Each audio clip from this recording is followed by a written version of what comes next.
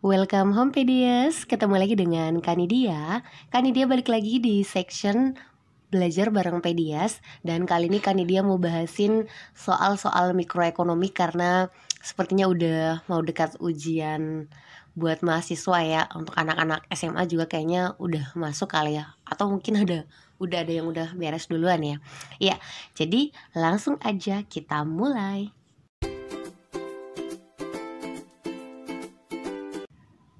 Oh iya, Kanidia mau bagi info. Insya Allah di bulan Desember ini Kanidia mau buka lagi kelas intensif untuk persiapan KSN 2021, KSM juga, serta UTBK 2021. Jadi belajarnya 2 hari selama 8 jam. Fokusnya cuma bahas soal-soal. Insya Allah kita bakal bahas ratusan soal yang prediktif. Jadi kalau kalian minat boleh DM atau email ke Kanidia. Ntar infonya Kanidia simpan di bawah. Oke PDS, kita baca soalnya dulu ya. Diketahui fungsi produksi sebuah perusahaan untuk menghasilkan output pada tingkat penggunaan input adalah Q sama dengan minus sepertiga X pangkat 3 ditambah 9X kuadrat ditambah 70. Nah, apabila harga input X yang digunakan adalah sebesar Rp800 per unit, sedangkan harga outputnya dijual Rp10 per unit, maka tentukan A. Besarnya input yang harus digunakan oleh perusahaan agar menghasilkan jumlah output yang memberikan keuntungan maksimum, serta berapa sih jumlah output maksimum tersebut. Lalu yang B, berapa besar produksi rata-rata yang dilakukan oleh perusahaan. Oke, jadi adalah soal mikro untuk bagian perilaku produsen. Dan di sini ada 2 pertanyaan ya. Kalau Kanidia lihat lumayan panjang kayaknya pembahasannya. Jadi nanti video ini Kanidia bakal potong jadi 2 part. Satu part untuk bahas bagian A aja. Nanti di bagian B dijadiin satu part video yang berbeda ya. Nah, untuk bagian ini langsung aja kali ya kita identifikasi dulu nih, apa aja sih informasi yang tersedia di soal. Nah, yang tersedia di soal kita itu punya fungsi produksi yang katanya adalah Q sama dengan minus sepertiga X pangkat 3, lalu ditambah dengan 9X kuadrat, ditambah lagi dengan 70. Nah, lalu ada lagi yang kita bisa simpulkan. Kita punya harga input itu sebesar 800, lalu kita juga punya harga output itu sebesar berapa? Iya, sebesar 10. Oke, ada lagi nggak informasi yang kita tahu dari soal? Iya, cuma 3 informasi ini aja. Nah, di bagian A, apa sih pertanyaan yang ada di bagian A? Bagian A adalah berapa input yang harus digunakan kalau kita pengen menghasilkan laba maksimum. Oke, input tadi itu kita simbolkan dengan huruf X ya. Jadi karena dia perlu sepakati dulu, X itu adalah input, kita sepakati ya. Lalu Q itu berarti adalah output ya. Dan pertanyaan di bagian A itu adalah berapa input yang harus digunakan saat kita pengen merasakan laba maksimum ya, yang harus kita gunakan. Lalu pertanyaan selanjutnya, berapa output maksimum, berarti berapa Q yang maksimum itu ya saat bukan Q maksimum, tapi Q saat laba maksimum. Saat laba maksimum. Nah, sekali lihat mungkin kita bakal ada potensi untuk salah paham nih sama soal yang kayak gini. Kan dia juga kemarin waktu baca ada sempat berpikir, oh kan yang ditanyain laba maksimum. Oh berarti kalau laba maksimum pakai MR sama dengan MC aja. Nah, itu benar, laba maksimum bisa kita dapatkan saat menggunakan rumus MR sama dengan MC. Tapi pertanyaannya, ada nggak sih datanya di soal? Ya, so far nggak ada. Nah, pertanyaan selanjutnya, bisa nggak kita menghadirkan data MRMC? Karena kan dalam banyak kasus, walaupun datanya nggak ada, kita bisa mencari nilainya menggunakan data yang sudah ada. Nah, di soal kita hanya punya 3 informasi aja nih. Kita punya fungsi Q. Fungsi Q-nya alias fungsi total produk ya. Fungsi total produknya seperti ini. Lalu kita punya harga input, lalu ada harga output. Bisa nggak tahu marginal revenue dan marginal cost kita? Iya, jawabannya nggak bisa ya. Karena baik MR maupun MC itu bisa kita dapatkan kalau kita bisa mengetahui data total revenue dan total cost. Dan kalau datanya segini aja, kita nggak bisa tahu berapa total revenue kita serta total cost kita. Berarti pakai rumus MR sama dengan MC di soal ini itu nggak tepat. Nah lalu gimana dong kak? Selama ini saya mainnya hanya selalu seperti itu aja kak. MR sama dengan MC kalau laba maksimum. Atau opsi kedua, saya kurangin aja kak TR dengan TC. Nah sayang sekalinya lagi-lagi kita nggak bisa dapat TR dan TC dari data yang ada ini, yang cuma tiga data ini aja. Nah, jadi gimana dong kak? Nyerah gitu? Atau soalnya yang salah? Ya, jawabannya bukan soalnya yang salah, tapi soalnya sangat unik. Jadi ini adalah tipe soal yang bisa dibilang jarang muncul, dan kalian beruntung banget bisa main ke channel Ekopedia, karena kan dia bakal bagiin rumus atau kondisi yang bisa menjadi solusi untuk soal kita. Jadi kalau yang ditanyain itu adalah kalau lagi laba maksimum berapa sih input yang harus kita gunakan. Nah setidaknya kan dia punya 5 step yang harus kita lalui untuk bisa mendapatkan berapa sih input atau faktor produksi yang harus kita gunakan kalau kita pengen merasakan laba maksimum. Wow, banyak banget kak 5 stepnya. Nggak kelihatannya banyak tapi aslinya nggak kok, simple aja. Jadi stepsnya ada 5 ya. Nah step pertama nanti dari sini adalah kita harus menentukan marginal product terlebih dahulu ya. Setelah menentukan fungsi marginal product, kita harus membuat kondisi nanti nih ya, dari data yang sudah kita punya, kita harus buat kondisinya marginal productnya itu sama dengan rasio atau perbandingan antara harga input dengan harga output kita. Nah kalau sudah sampai situ cerita kita belum beres. Habis itu kita harus mencari akar-akar persamaan yang ada di persamaan kedua. Nanti kalian bakal paham kalau udah langsung kita praktekin. Nah abis itu kita harus menentukan lagi berapa turunan dari MP ya. Jadi kalau ini MP adalah turunan dari QI, maka kita harus buat turunan MP lagi. Atau kalau orang biasanya sebut ya, turunan kedua dari fungsi total product. Nah, fungsi total product kita tadi diwakili dengan fungsi QI ya. Nah, lalu yang terakhir, untuk mencari input saat laba maksimum, kita harus menggunakan cara kita substitusi akar-akarnya itu ke dalam persamaan yang MP aksen ini. Lalu cari yang nanti bakal punya MP aksennya itu nilainya negatif. Kayak gitu. Ya kelihatannya ini agak bikin bingung kalau kita cuma bahas stepnya doang. Jadi biar kalian gak berlarut-larut pusingnya ya, kita langsung aja jawab soalnya. Nah kita mulai dari first step dulu. Jadi step pertama adalah apa yang harus kita lakukan? Iya, menentukan marginal product. Marginal product di ekonomi kita udah bisa tahu ya. Marginal product itu kan adalah delta TP per delta L ya, gitu ya. Nah sayangnya di sini nggak ada delta TP, nggak ada delta L. Kita juga bisa bilang ini adalah TP aksen. Di sini nggak ada fungsi total produk kak.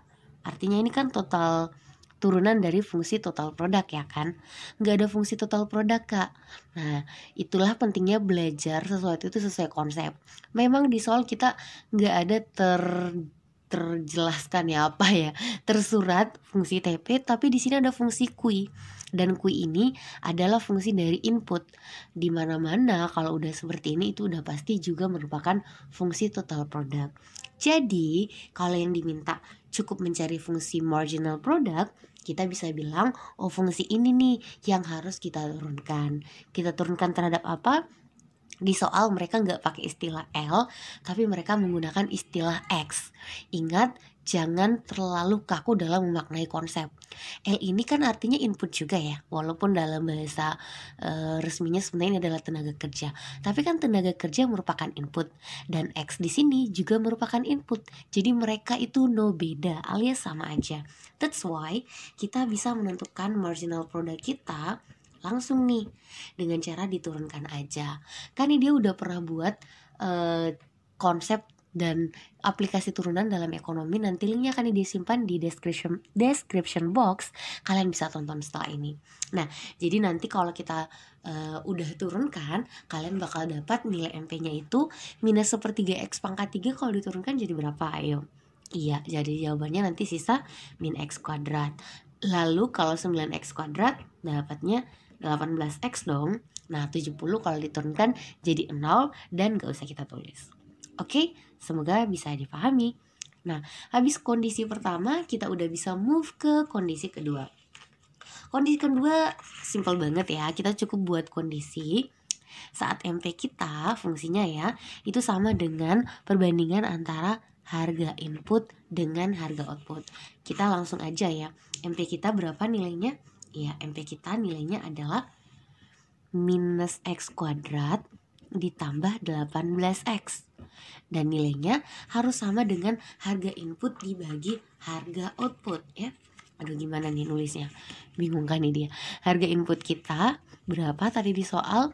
Ya 800, sementara harga outputnya 10. Berarti 800 per 10 gitu ya. Nah, ini masih bisa kita sederhanakan ya supaya bisa lebih memudahkan pekerjaan kita. Dan 10-nya mati dan tewas gitu ya. Lalu ini nanti bisa dijadiin buat sama dengan 0 deh biar enak. Jadi minus X kuadrat 18X, 80 masih ada di sini. Kita kasih ke sebelah jadi minus 80 supaya sama dengan 0. Kayak gitu. Ya, udah ketemu persamaan untuk kondisi yang kedua. Nah, kondisi ketiga maunya apa, Kak? Kita disuruh membuat akar-akar dari persamaan ini. Nah, jadi kan ini kita harus mencari nilai X-nya ya. Nah, mencari nilai X-nya ya, kita tinggal mencari akar-akarnya. Ya, supaya mudah mencari akar-akarnya, kan dia mau kita membagi ini semua dengan minus deh, biar nggak ada yang minus gitu ya. Kan dia sendiri lebih senang kalau kayak gitu sih. Jadi X kuadrat ini jadinya semua berganti tanda gitu ya, sama dengan 0. Oke, bisa dipahami ya.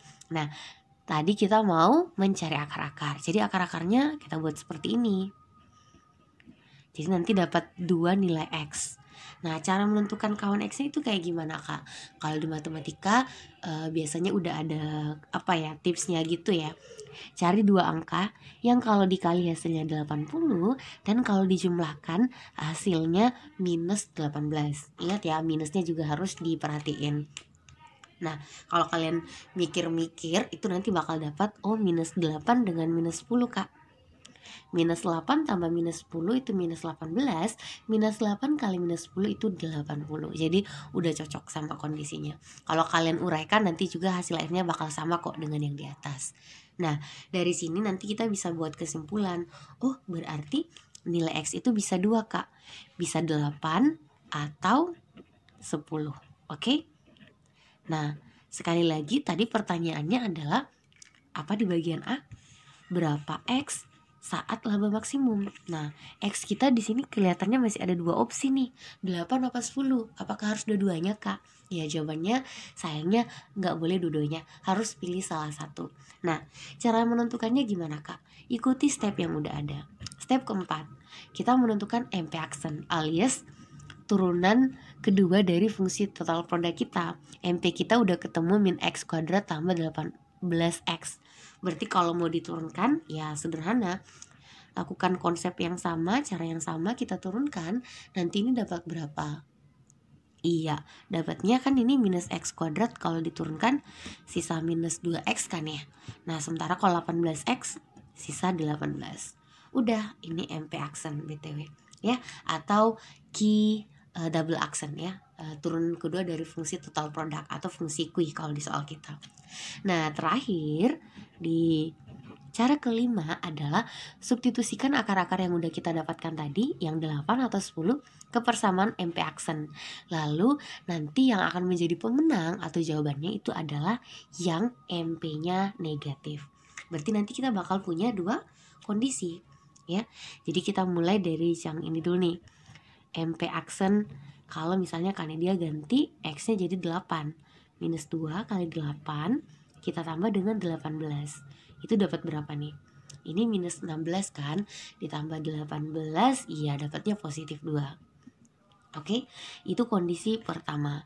Kondisi kedua, nah coba kita bandingin nih dengan kondisi kalau kita ganti X-nya jadi 10. Minus 2 kali 10 kita tambah dengan 18. Minus 2 kali 10 minus 20 tambah 18. Berapa nih?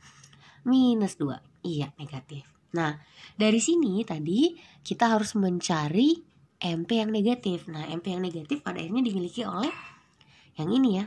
Saat apa? Iya, saat X-nya sama dengan 10. Jadi, ini adalah jawaban yang kita butuhkan. Jadi, apa tadi kesimpulannya? X yang digunakan saat laba maksimum ya. Saat laba maksimum itu adalah sebesar 10 unit ya. 10 unit. Kayak gitu. Nah, apakah udah beres pertanyaan untuk bagian pertama? Bagian A? Ya sayangnya di bagian A baru selesai di bagian ini. Pertanyaan bagian B mungkin kan dia bakal bagian apa nih? Bagian kedua dari poin A akan kan dia gabung aja dengan poin B biar videonya nggak kepanjangan, biar kalian juga nggak sakit kepala dengan pembahasannya kan dia. Terima kasih udah mampir ke sini. Kalau kalian seneng dengan video Kanidia, bantu di support dengan cara di subscribe, dinyalain loncengnya biar notifnya masuk ke kalian kalau Kanidia update video baru, serta di share karena dengan share kalian memberikan dukungan yang sangat besar untuk Kanidia biar nggak patah semangat ngupload video yang harapannya bisa bermanfaat dan kita bisa saling berbagi ilmu yang bermanfaat. Oh, banyak banget kata-katanya Kak Nidia. Oke, itu aja Kak Videos. Sehat selalu dan jangan lupa bersyukur. Alhamdulillah. Sampai jumpa di video Kak Nidia yang lain. Assalamualaikum.